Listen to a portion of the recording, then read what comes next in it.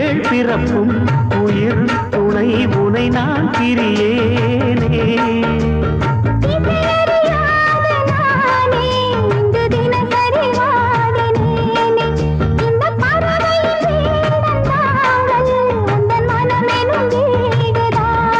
நீண்ட காலம் நேர்ந்த சோகம் நீங்கி போக நானும் நீண்ட யோகம் இழந்திடும்.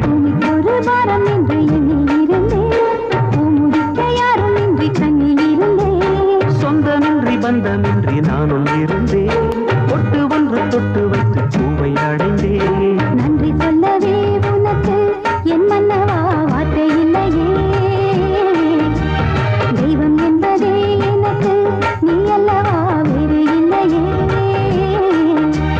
நாற்புறமும் அலைகள் அடிக்க நீ ஒரு தீவென தனித்திருக்க